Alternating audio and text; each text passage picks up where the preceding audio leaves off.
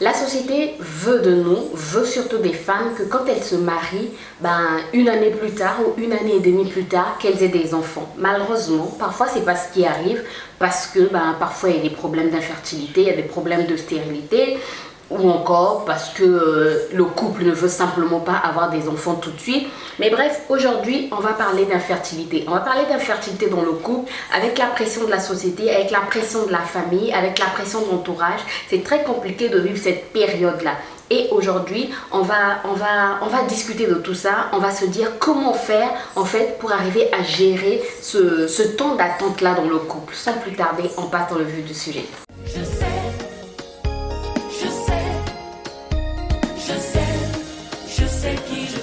Alors, comme je l'ai dit, on va parler donc d'infertilité. On ne va pas parler des couples qui ne veulent pas avoir des enfants tout de suite. C'est leur désir et moi, je respecte totalement ce désir et je dis congratulations à ces couples-là qui arrivent à ne pas écouter en fait la pression de la société, à ne pas écouter la pression de la famille et qui décident d'attendre 1 an, 2 ans, 3 ans avant de pouvoir penser aux enfants. Prenez votre temps, c'est votre vie, c'est pas la vie de quelqu'un d'autre. De toutes les manières, quand vous aurez des enfants, personne ne viendra s'occuper de ces enfants-là. Moi, je sais que tous ceux qui me disaient tu attends quoi pour avoir des enfants, aujourd'hui, ils ne viennent pas m'aider avec mon fils. Donc, je peux vous dire, prenez votre temps.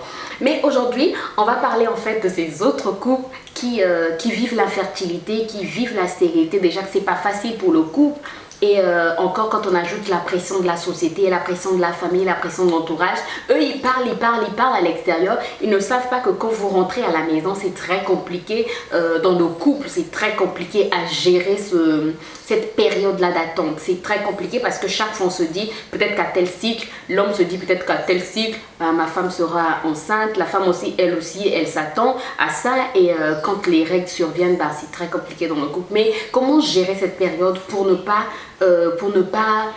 passer à côté de quelque chose, pour ne pas voir son couple couler, j'ai envie de dire, pour ne pas être dans un bateau qui coule. Parce que effectivement, vivre l'infertilité, vivre la stérilité, ça peut conduire à faire couler le bateau qui est le couple, qui est le mariage. Donc aujourd'hui, on va parler de ça parce que moi, je suis une rescapée, on va dire.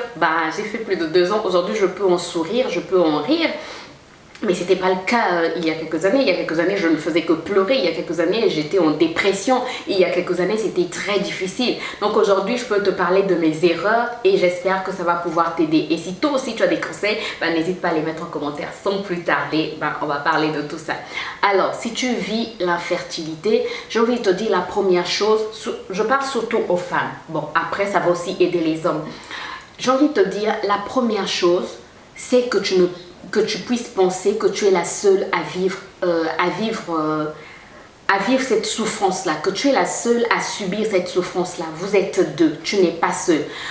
Pendant qu'on vivait cette période très difficile, très compliquée, j'étais dans mon coin en fait. J'étais dans mon coin, je me disais, je ne me disais pas que je suis la seule, mais dans mon attitude, en fait, c'est ce que je montrais. Il n'y a pas très longtemps, j'étais en train d'en parler avec mon mari. Et effectivement, dans mon attitude, moi, je me disais, c'est moi. Je pense que la femme se sent seule dans cette affaire parce que c'est elle qui porte. Surtout que, vous avez des relations intimes. Donc, le mari te donne sa semence. Et c'est comme si, en fait, toi, tu étais dans l'incapacité de transformer cette semence-là. Je pense que c'est pour ça qu'en Afrique, quand on parle d'infertilité, on parle de stérilité, on voit plus la femme. Parce que on dit le mari apporte la semence et c'est comme si c'est la femme qui doit faire une magie pour transformer cette semence en enfant. Donc quand la semence ne se transforme pas en enfant, on dit la femme reçoit la semence mais elle ne fait rien, donc sa terre n'est pas fertile. Et il y a même des parents ici en Afrique, les parents souvent de l'homme qui vont dire à l'homme va voir ailleurs, va essayer ailleurs parce que peut-être que ta femme c'est pas un terrain fertile. Donc je pense que c'est ce qui fait que la femme c'est comme si elle se sentait incapable en fait de donner, de transformer cette semence en enfant, qu'elle se dit c'est moi qui suis coupable quoi. Inconsciemment on se sent coupable, inconsciemment on se sent seul dans cette affaire, on se dit tu es la cause. C'est vraiment inconsciemment. Tu ne te dis pas que tu es vraiment la cause, mais inconsciemment, en fait, ça agit sur toi. Et tu te recroquevilles sur toi et tu penses être la seule à vivre cette situation. Alors que l'homme aussi, de son côté, est en train de souffrir. Donc, la première erreur qu'on fait, c'est vivre cette situation seule. C'est se dire que je suis seule dans cette situation. Voilà. Et l'erreur que les hommes aussi font, je pense, c'est de ne pas aller vers la femme, de ne pas commencer en fait la discussion. Et ça va aboutir donc à la deuxième erreur qu'on fait souvent, c'est ne pas communiquer.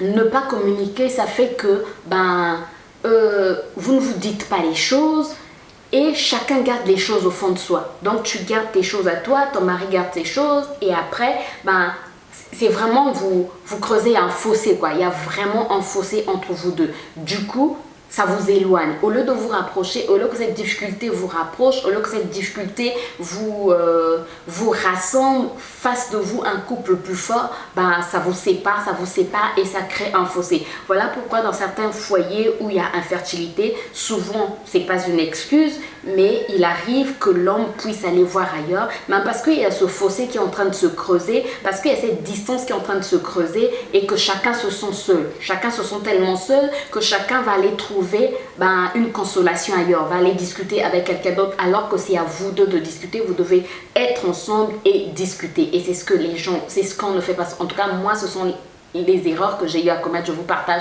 mes erreurs. La troisième erreur, c'est qu'on s'oublie souvent au profit de l'infertilité. On passe tout son temps en fait à ne penser qu'infertilité. Dans tout ce qu'on fait, on pense infertilité. Dans tout, on ne pense qu'à ça, au manque d'enfants. C'est bien qu'on s'oublie. On oublie son couple, on s'oublie soi-même, on oublie son entourage, mais on ne vit plus que pour ça. Du coup, on ne profite plus de chaque moment de la vie. On ne profite plus de chaque instant de la vie. On ne vit que dans ce stress. On ne vit que cette difficulté-là. On ne vit que ce problème. On n'arrive même plus à voir ce qui va bien quand on a un bon travail. On ne profite même plus de son bon travail. On ne profite plus même des voyages. Bref, on ne profite plus de rien. Tout ce qui compte, c'est l'infertilité. Voilà, on ne vit que pour ça.